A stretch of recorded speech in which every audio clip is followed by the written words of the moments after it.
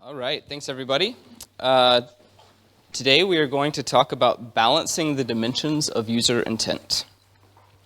Was just introduced. My name is Trey Grainger. I'm the Chief Algorithms Officer at Lucidworks, formerly our head of engineering, author of Solar in Action, lots of other fun side projects. Today, this is the agenda. I'm going to tell you a little bit about Lucidworks, what is AI-powered search, talk about the dimensions of user intent. This introductory slide is pretty dense, so we're going to go through this as we go, but these are sort of all the different dimensions of user intent, everything from understanding content through keyword search, collaborative recommendations for user understanding, content understanding and user understanding together, yielding personalized search, getting into domain understanding with knowledge graphs, combination of domain understanding, user understanding, enabling domain-aware matching, content understanding and domain understanding, yielding semantic search, and then talk about how different techniques from keyword search to vector search to knowledge graph search all enable semantic search, and then about how to combine it all together to balance out. So we'll jump in. Lucidworks, just out of curiosity, how many of you guys use or have used Apache Solar? Oh, most of the room. Okay, awesome. How about Elasticsearch? Okay, similar numbers. A lot of people using both, I think. Lucidworks is the primary commercial company that does sort of development, hosting, and support for Apache Solar. We also provide a commercial search platform called Lucidworks Fusion that extends and enables a lot of AI and machine learning capabilities, as well as a large-scale distributed framework. We've got about 300 employees. We also sponsor Activate, the Search and AI conference, which we had just about a month and a half ago. We've got offices around the world. Our platform is built on Solar and Spark, so it's open source at the core, and we tend to focus very much on relevancy and machine learning and applying those techniques to help power search. So I mentioned AI-powered search a couple of times. The question I always like to kind of get started with, so when I say AI-powered search, you know what I'm talking about. What is AI-powered search? So as Charlie mentioned, I'm writing a book on AI-powered search, so AI-powered search is my new book. You guys, I think that's the discount code that everybody saw earlier. If anybody wants, I think it's 40% off. You can get that, or any Manning book, if you guys want to leverage that while you're here. You go to aipoweredsearch.com if you want to grab it. But I love this quote from Twitter. So when people ask, what is the difference between machine learning and AI? If it's written in Python, it's probably machine learning. If it's written in PowerPoint, it's probably AI. This is very, very true these days. The marketing department at Lucidworks, we have the same challenges. So whenever I present, like I said, slides, I like to be a little bit less markety and a little bit more down to earth in terms of what these terms actually mean. So AI-powered search, what is it? So if you take the field of artificial intelligence, which is basically trying to have a computer solve tasks in a way that mimics human behavior. You can look at machine learning as a subset of that field. Machine learning is applying algorithms that learn from data without having to be explicitly programmed. And then so artificial intelligence can do things like have rules-based approaches that don't necessarily need machine learning, but machine learning is obviously a large subset of the field of artificial intelligence. And then within machine learning, of course, you've got deep learning, which is a subset of machine learning that focuses on specifically leveraging deeply layered neural networks, typically to do feature engineering for you. And so that's sort of how those three intersect. Then you've, of course, got the field of data science, which heavily leverages AI, machine learning, and deep learning, but also extends to other things in terms of business and domain understanding, data visualization, data analytics, et cetera. And, of course, we're here to talk about search today. So you've got search intersecting with those, again, heavily overlapped with AI, machine learning, and deep learning, but there's a lot of other things you do in search that aren't related to those. Scaling, infrastructure, distributed systems, those kinds of things, and a lot of data structures as well. And so then when you ask the question, what is AI-powered search? Of course, it's the intersection of AI and search. Still very high level, still sounds a little markety. What is this? So AI-powered search the way I think of it in terms of the current domain, if you think of the entire intersection of search and AI, you've got things like question answer systems, virtual assistants, chatbots, and rules-based relevancy. These are all things that can leverage machine learning and deep learning, but there's also other approaches, rules-based approaches to be able to solve these problems as well. If you go down to only where search and machine learning intersect, you get into a lot of capabilities like signals boosting models, learning to rank, semantic search, collaborative filtering, personalized search, content clustering, NLP and entity resolution, semantic knowledge graphs, document classification, and so on. Again, these can leverage deep learning. It's a subset, but they often don't, or at least they don't have to. And then, of course, you've got the sphere that is sort of this intersection of search and deep learning, which includes things like neural search, word embeddings, vector search, image and voice search. These are all things that typically are not done without deep learning. Sometimes they can be, but the best approaches have been demonstrated to be leveraging deep learning. So when I talk about AI-powered search, and in my book, I'm typically talking about these kinds of capabilities. This isn't an exhaustive list, but to give you a feel of the kinds of techniques we'll apply to these problems. So we have a great big toolbox. That's great. The question then is, how do we properly apply these tools? And so, for me, I like to not just think of search as, hey, what are a bunch of things we can try, and just, somewhat randomly going through and, trying to solve problems. I like to think of it from a more conceptual standpoint. And so today's talk is about balancing the dimensions of user intent. And to me, there's three sort of core dimensions of user intent that is understanding content, the data that you have, what's going into your search engine, understanding your users, what is their context, what are their needs and preferences, and understanding your domain. What specifically is your business doing, and how does that differ from any generic search, or and how can you help better serve your users through that? And what's really interesting is how you look at the intersection and overlap of these things, because my premise here is that correctly understanding the context of your content, your users, and your domain simultaneously is the best way to truly understand your user's intent. And so what we're going to do is dive into the sort of intersections and overlaps within this Venn diagram, and look at some of the techniques that we apply today. So starting out, let's look at just content understanding. So if I look at the part of the Venn diagram that is content understanding only, not focused on users or domain, of course I have traditional keyword search. This is me putting a bunch of content into the search engine and leveraging the content itself, and really not much else. So everybody here is familiar with the inverted index. You put a bunch of content in the search engine, you analyze it, put tokens in the inverted index, you run a search. In this case, I'm searching for Apache Solar. I look up Apache, I look up Solar, I get those document sets, intersect them, and then once I've found the resulting document sets, I score them. So this is the BM25 basic scoring algorithm in Lucene, Solar Elasticsearch. I score all my documents, and then of course, because it's keyword-based only, I get amazing results. In this case, I'm looking for iPad, and every single one of these documents has the term iPad in them. This is perfect. This is all we need, problem solved, right? Well, these results don't look very good, of course, because all they have is the term iPad in them. So, moving beyond just keyword and text matching and just the content, we really need to understand what our users are actually looking for. So that gets us to the next dimension, which is looking at just user understanding. And if I sort of ignore the content itself and I'm focused just on the user, this gets me this idea of collaborative recommendations. So everybody here is familiar with recommendation engines.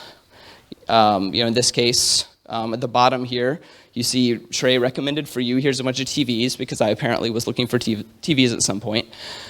These are things that aren't based upon the content itself, but are just based upon the items that I clicked on. So collaborative filtering for recommendations, this is a sort of visual perspective of how the algorithms work, but in this case, somebody searches for the term iPad. That term, is part of the user search. It gets stored off. So I've got like Alonzo, Elena, Ming, all these people who've run different searches. Once they run those searches, they see some results.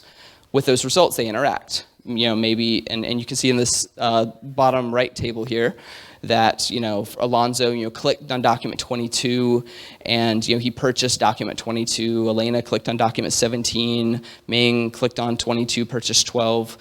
These are all signals, user behavioral signals. clicks, purchases, add to carts, bookmarks, saves, forwards, you name it. Any interactions your users have with your data, you store those signals off, and they can then be processed through various machine learning algorithms. So in this case, if I want to do collaborative filtering, I do some matrix factorization on the signals data, and I end up with something like on the bottom left here, where I say, hey, Alonzo, document 22 is a good suggestion for him. Document 12 is also a good suggestion for him. For Ming, document 12 and 22 are good suggestions for her.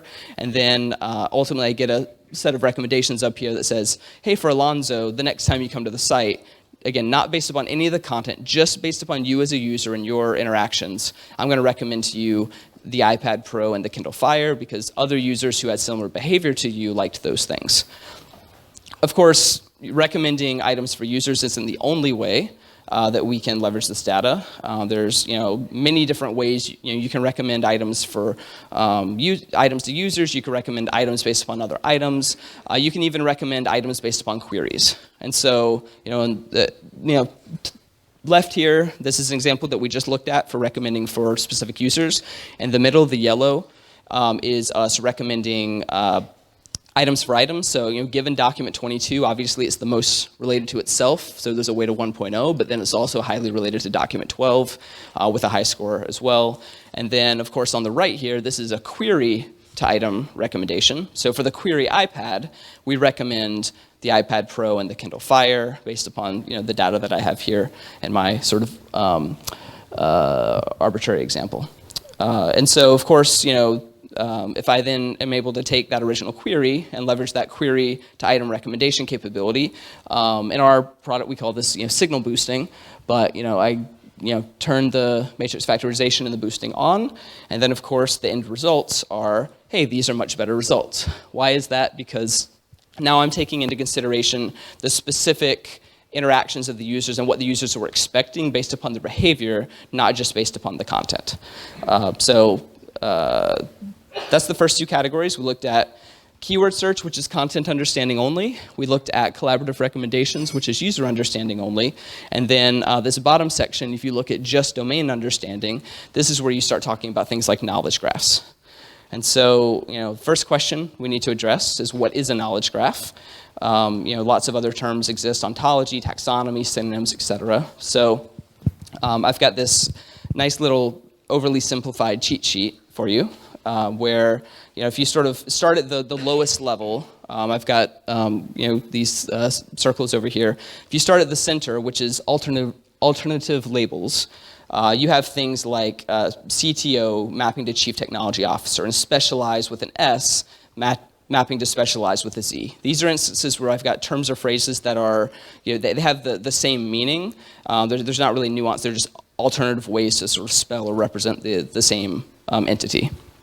I can then go a step out and look at synonyms lists, which provide substitute words that can be used to represent the same or very similar things. So for example, human maps to Homo sapien and mankind, food maps to sustenance and meal. There's some slight nuances in the sort of terminology and what it means and when you would use the terms, but in a search context, we would typically say that anytime somebody searches for food, I would also want to match documents that have the word sustenance or meal in them, even though they're not exactly the same meaning. If I go out a step further, I get to things like taxonomies, which tend to represent classifications, often hierarchical classifications of things. So for example, John is human, human is mammal, mammal is animal. We tend to hear a lot about taxonomies when you start thinking about like animal classifications and things like that, which is why I used it here. But it's the general idea that within your domain, I've got categories of things and they've got some relationship to each other. So that's a taxonomy. If I go a step further out, I get to the idea of an ontology, which defines relationships between types of things. So for example, an animal eats food. A human is an animal. It's not necessarily specific animals or specific humans, but it's defining sort of a model of your domain in terms of how types of things relate.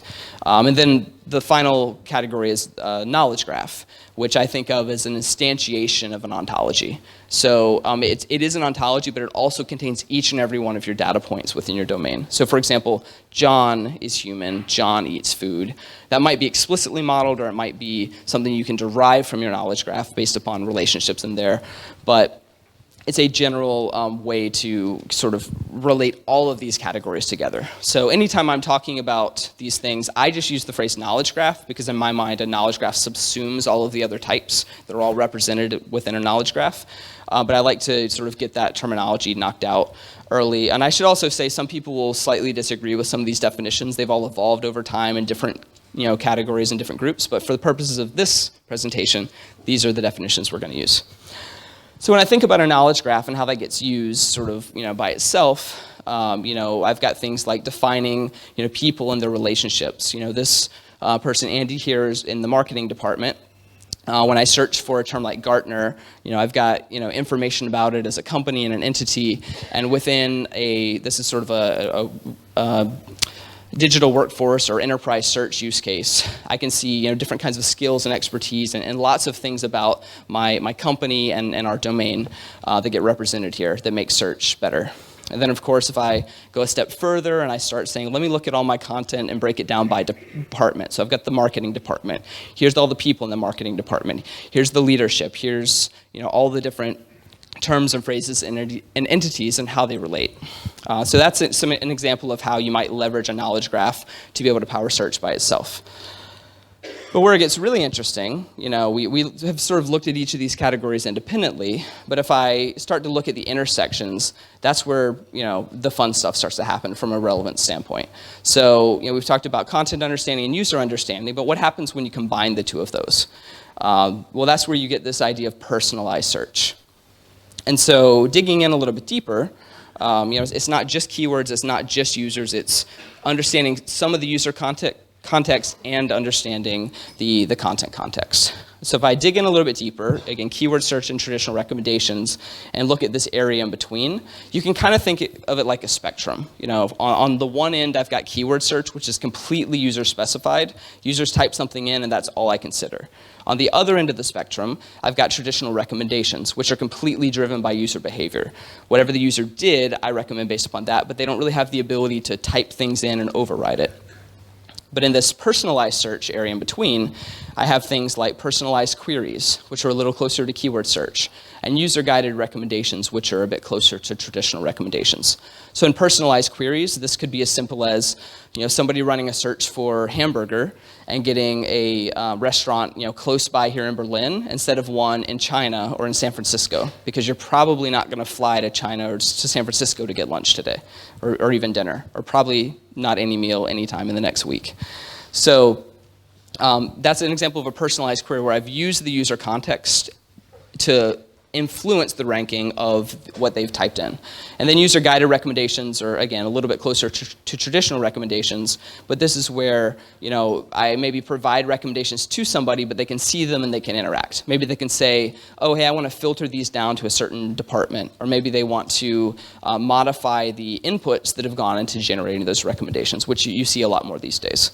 And so what I would encourage everybody to do as you're thinking about this whole field of information retrieval and relevancy, don't think about things in terms of just the ends of the spectrum. Don't think about, oh, here's my search engine over here and here's my recommendation over here. Think of it as a continuous spectrum of personalization where you want to be able to both leverage the user context as well as the context of your content to be able to figure out what makes sense here. So again, looking at this intersection here, personalized search, you've got a lot of wiggle room to be able to take in multiple contexts, both from your content and from your users.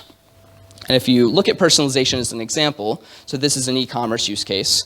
Let's say that I have a user who's come in and they've run a bunch of searches and they've clicked on a bunch of items. In this case, you guys can look at these pictures and probably derive some insights. Anything you notice immediately about these that is in common? Something about kitchen, yep. See stainless steel, okay. Appliances, maybe the brands, yep. You see like Samsung in there, for example. Exactly. So if I take this user and I sort of look at what they've interacted with, I can see things like stainless steel. They like stainless steel appliances, they like Samsung, etc. So what that allows me to do is when they go to run a search, for microwave, for example, if you look at the autocomplete, you'll see the top results, or this GE microwave, the Hello Kitty microwave, and this white microwave. But the question is, if I know that they've already been searching for kitchen appliances, and I know that they like stainless steel, and I know that they like Samsung, why can't I use that to influence my search results? Again, they're saying microwave, it's content-based, but in the personalized search space, I'm going to be boosting things up that better match what they're likely looking for at the moment. So in this case, I see, instead of the original results, I see stainless steel results over on the right. I think there's a Samsung, yep, Samsung results, because that is what was learned in the user profile. So this is great. Personalization is awesome. I can better cater to my users. Let's roll it out everywhere. Now this user searches for iPhone. And I have a bunch of Samsung audio docks, Samsung home theater receiver. You'll notice each and every one of these has the word iPhone in it. It exactly, it matched the user's query from a content standpoint, and it was personalized to the user because we know they like Samsung and that they like stainless steel, right? This is perfect, except it's not, because in this case, we're missing context. We're trying to combine our user understanding and our content understanding together in a way that doesn't make sense, because there's an additional layer of context here, which is if a user's looking for a certain type or maybe a certain category of thing, maybe it's for a kitchen remodel, any searches related to kitchen remodeling would maybe leverage those preferences, or anything related to appliances might leverage those preferences.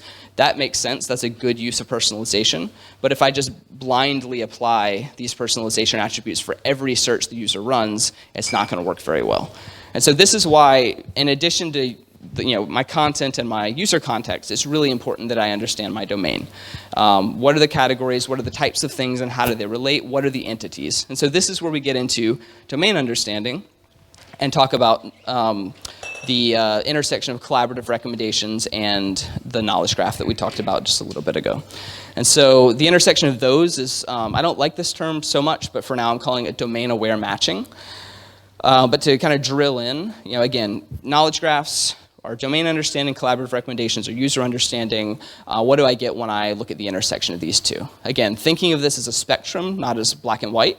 I get things like personas and user profiles that are more related to my knowledge graph, a little bit closer on that end of the spectrum.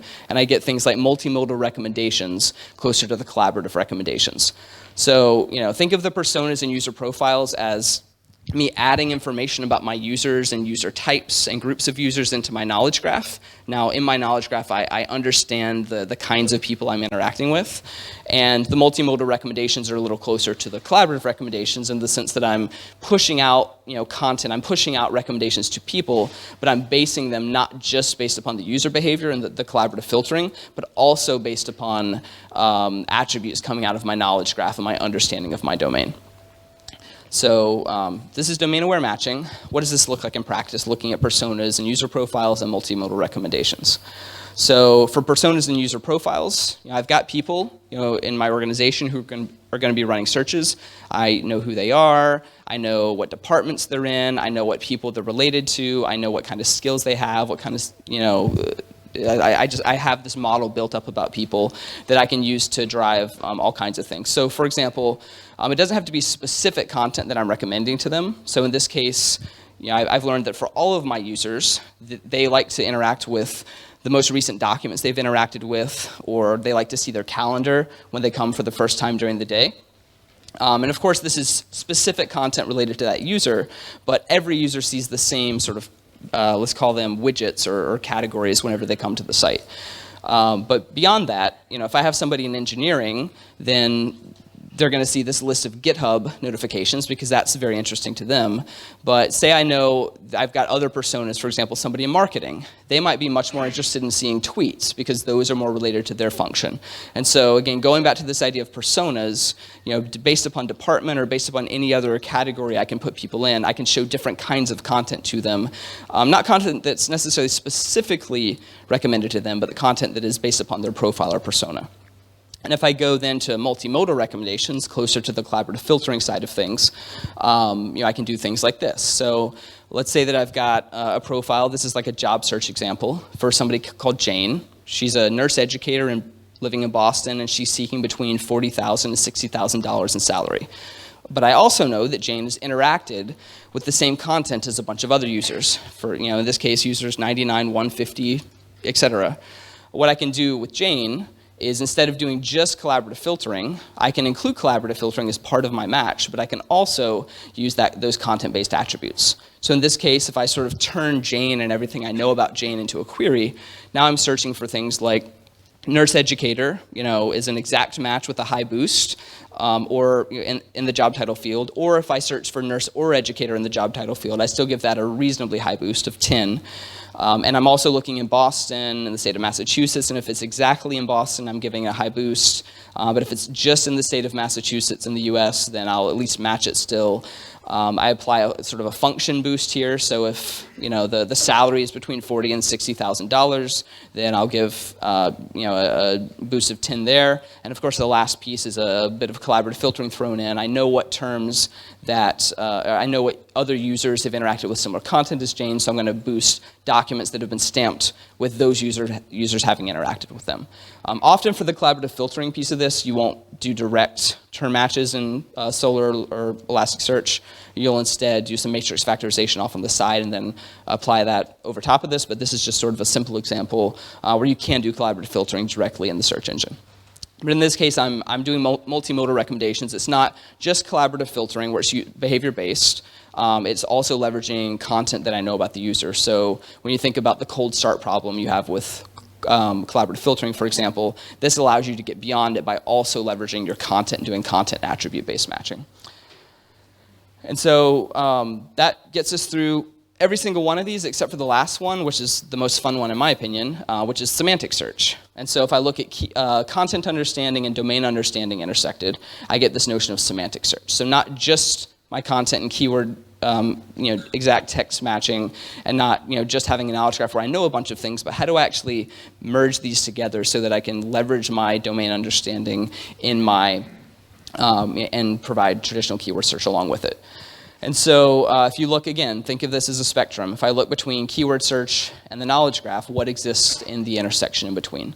So this is where I effectively have language understanding and terminology understanding. So thinking again a little bit closer to keyword search. Keyword search is fairly syntactic, right? I'm just matching a string of characters, but I'm looking at typically individual words and phrases.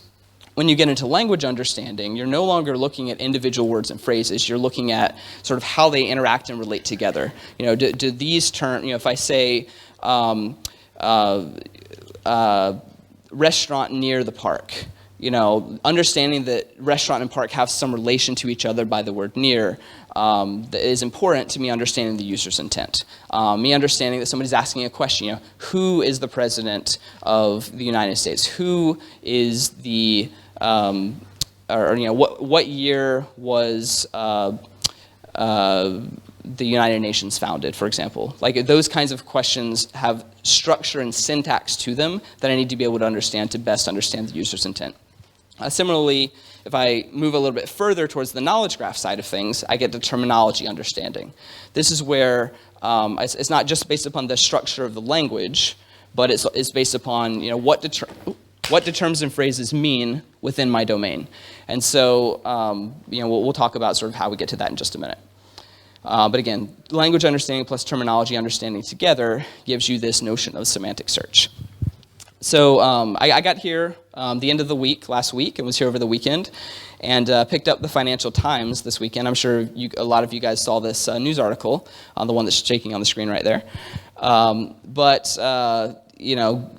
the weekend there was news about Google leveraging their BERT capabilities to be able to drive search. And so does everybody know what BERT is? Does anybody? Who knows what BERT is?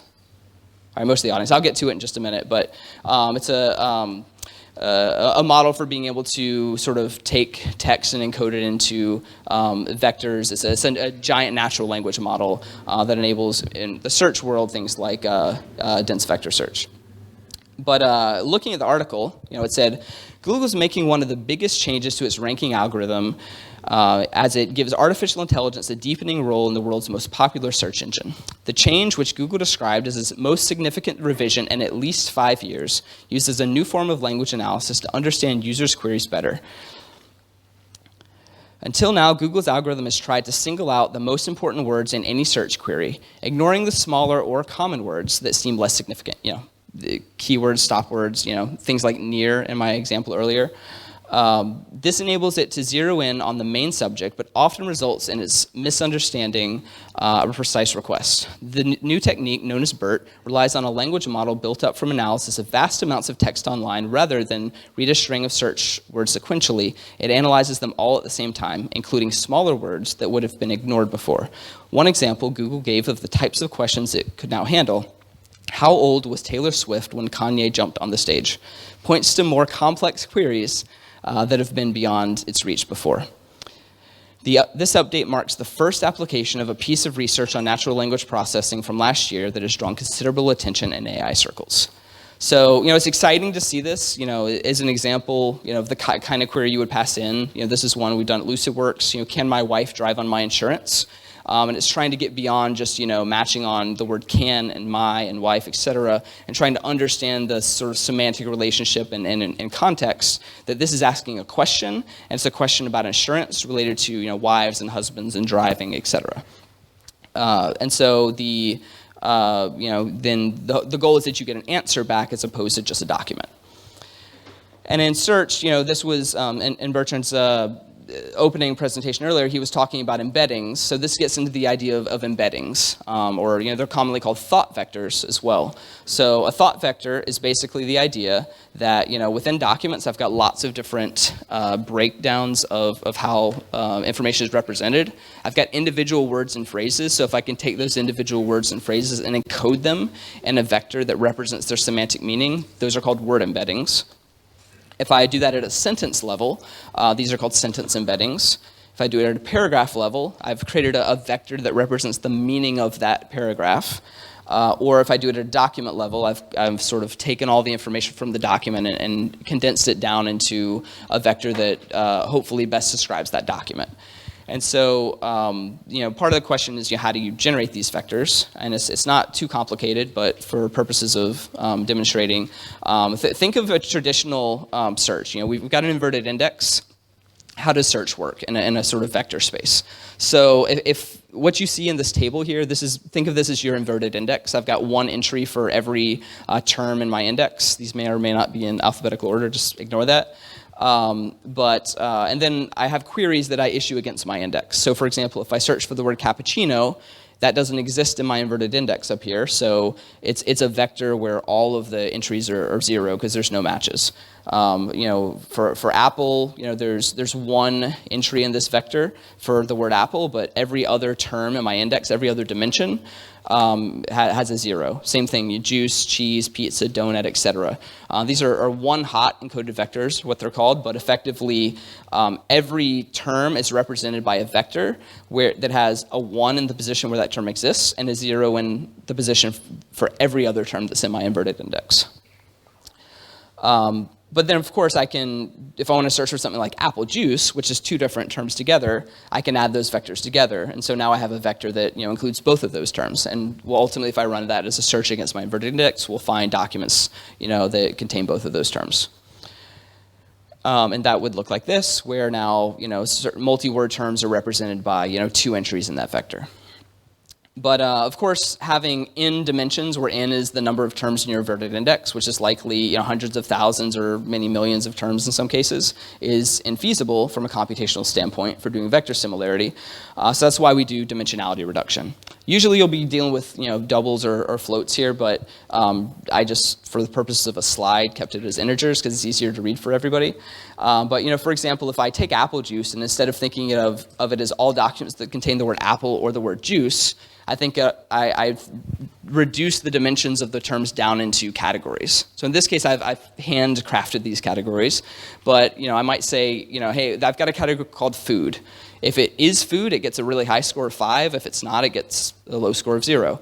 Is it a drink? Does it have dairy? Is it bread-like? Does it have caffeine? Is it sweet, calories, healthy, et cetera? If I think of these 8 dimensions as representing my entire space of everything I could search, and I assign values to these vectors, what I can then do is say, all right, every single term or phrase or query is going to be represented as a vector.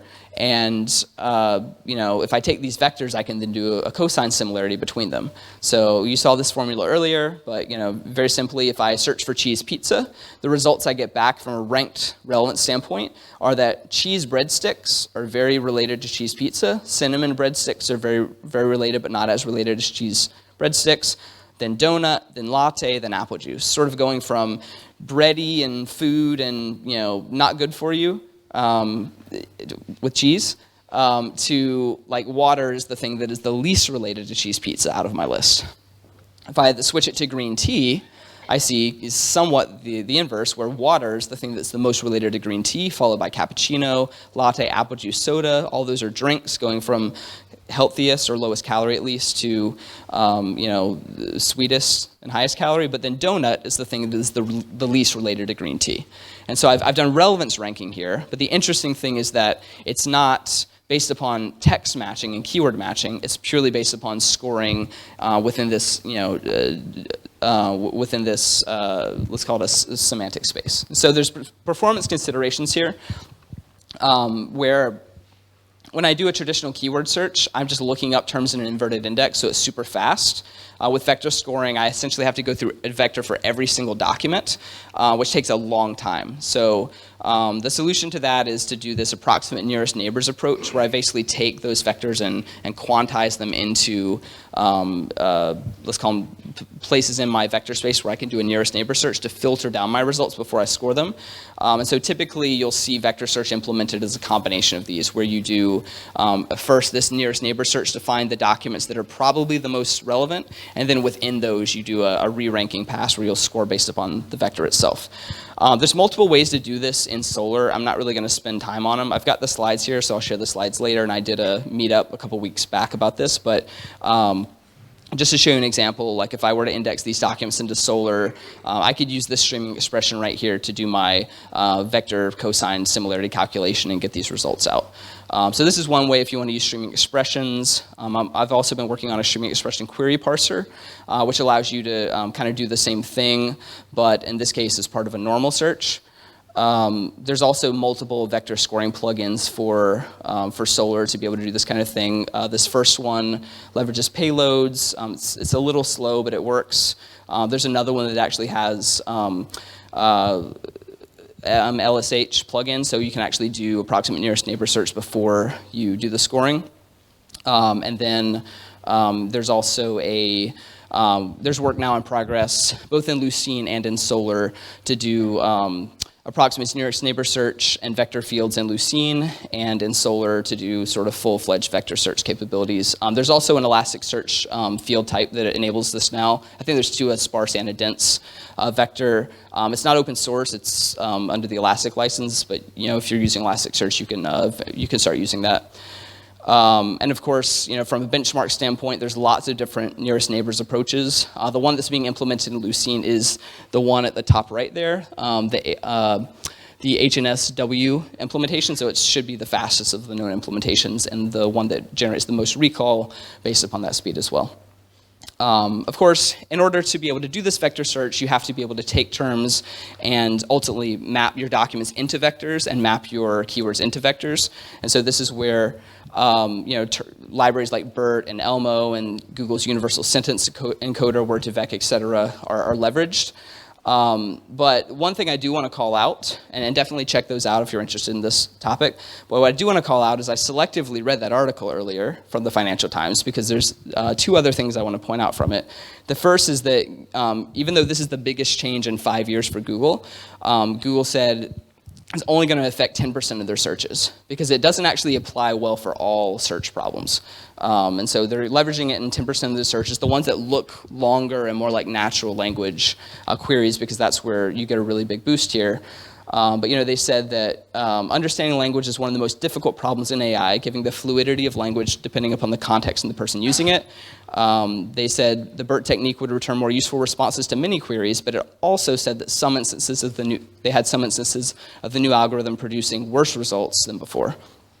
And so one thing I just wanted to point out here is that there's different use cases for keyword search and vector search, and even going beyond that. And so, if I've got obscure keyword combinations, some Boolean query or something with wildcards, keyword search tends to do very well, whereas vector search tends to fail at that because it doesn't naturally understand the sort of keyword semantics. That query earlier, can my wife drive on my insurance? From a natural language standpoint, keyword search might get lucky and get you some okay results, but generally speaking, it's not going to do nearly as well, whereas vector search will typically do well with those. Similarly, for fuzzy language queries like famous French tower, vector search will tend to do quite well because it'll understand that that's referring to the Eiffel Tower, whereas keyword search would probably mismatch and give poor results.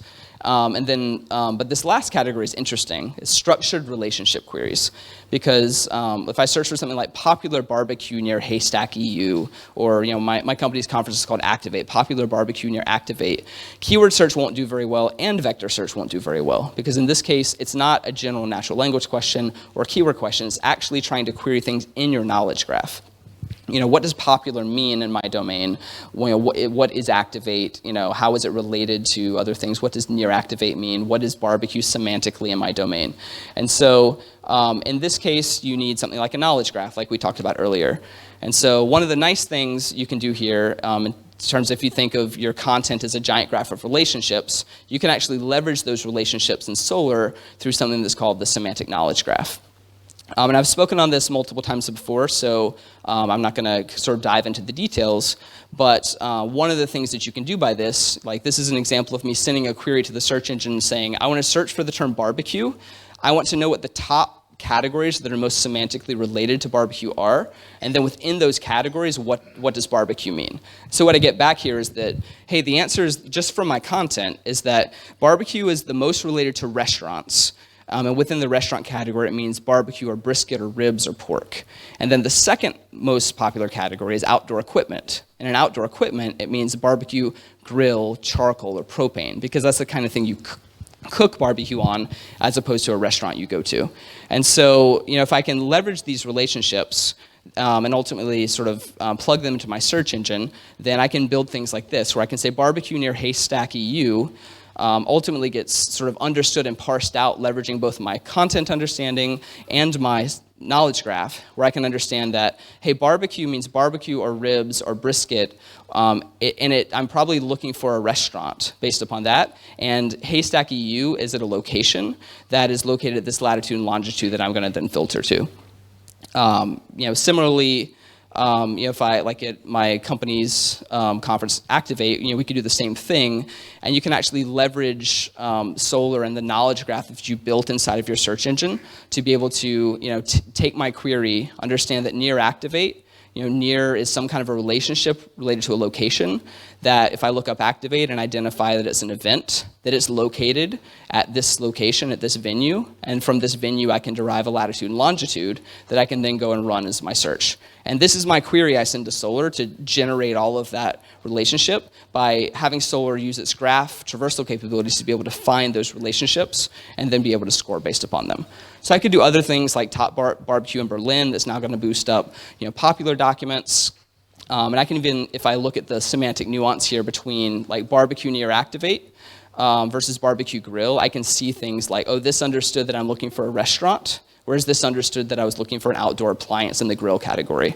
So there's a lot of different other kinds of structure that I can look at here, but the important thing to realize is that there's a lot of dimensions of user intent that we have to balance here, and that sometimes we need things like keyword search, sometimes we need collaborative recommendations, sometimes we need vector search, sometimes we need knowledge graphs, but it's not an all or nothing. And we shouldn't think of these as, hey, vector search is the next big thing in search and it's going to solve all of our problems for us. No, it's going to, well, Google says it's going to solve 10% of your problems for you, but you've still got a lot of work to do otherwise. And so, within your domain, there's lots of different things you have to sort of learn and figure out how to weight each of these attributes.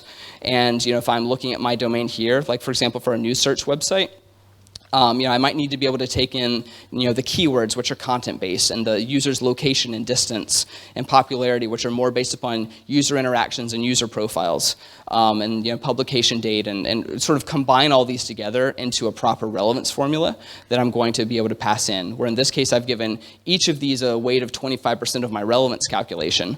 The question, though, is how do I know that 25% is the right way to do it? And the short answer is, use data. And so I'm not going to spend time on learning to rank here, but you guys have all heard about learning to rank. It's a great way to be able to use your signals, use your user interactions and data, and be able to derive what the ideal relevance weight and sort of decision trees and what have you are to learn relevance calculations. But the reality is there's a lot of different tools and techniques, everything from understanding your content to understanding your users to understanding your domain and all of the intersections in between. And so we just need to be able to think about all these and to spend time trying to balance them. And that was the goal of my presentation today, is to talk through that.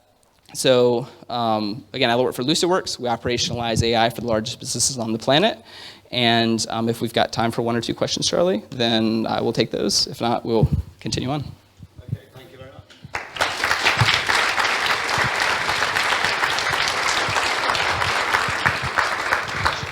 As you can probably tell, there's a huge amount of things in Trey's brain he tried to squeeze out into that presentation. So we do have time for a couple of questions very quickly. Artem.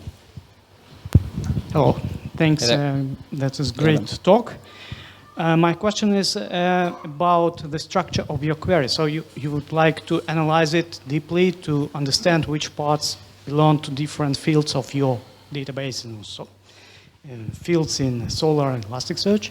But what if you are wrong and the intent of the user was different? For example, if you are looking for this barbecue in Berlin, maybe that was the title of the book the user was searching for and not about the location of any restaurant at all. What do you do in these cases? Yep. So the question is, what do you do when you're wrong in terms of how you parse the query? The best thing you can do is show the user feedback on what you're doing, so they can, just like with Google, when they correct your query, they allow you to go back and say, no, I really meant what I typed in. You're going to be wrong sometimes, for sure. The semantic knowledge graph that I was leveraging there actually uses your content itself and the knowledge graph itself to execute those queries. So if I, for example, do have a title of an item or a book or a document or what have you, if that title exists, it's going to be able to find that exact match as opposed to assuming it's in some other category. So there's sort of this layered sequence, if you want to think of it, in terms of looking up, where at first you try to find things that are known, and if you see terms and phrases that aren't known, then you try to make the best guess as to what it is. At the end of the day, if you don't know, you can always fall back to keyword search, but usually, falling back to keyword search isn't necessarily going to give you the best options in 80% of the use cases. Thanks. Okay, sure. Time for one more question. Yeah. Yeah, thanks for your great talk. So my question is, can Solr serve as a triple store? If you're talking about knowledge graphs, is it really triples you can store in Solr? That would be new to me. So maybe you can tell how you Sure. have a knowledge graph and how to have something like Sparkle SQL in Solr. Yep. Yeah, so the questions, can Solr serve as a RDF triple store? So there is a Solr RDF project actually out there that you can put the plugin in, and you can just put the RDF triples in. You can search in pure Sparkle, I think it's 1.1 syntax. I typically don't leverage explicit triple stores when I'm doing this kind of stuff. I leverage the content that's in the index.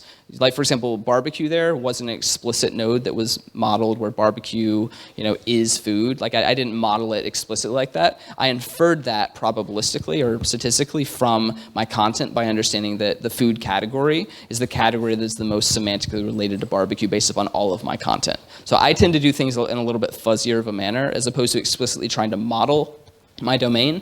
I use my content as effectively a language model and a semantic model of my domain and go from there, because that way every single query can have nuance associated with the documents that it's found within. But the answer is yes, you can use Solr as an RDF triple store. I typically don't, but yes, you can. Awesome. Okay, so we're going to have to cut off the questions there, but I'm sure Trey will be available during the lunch break to answer any further questions you've got. So please, Trey Grainger.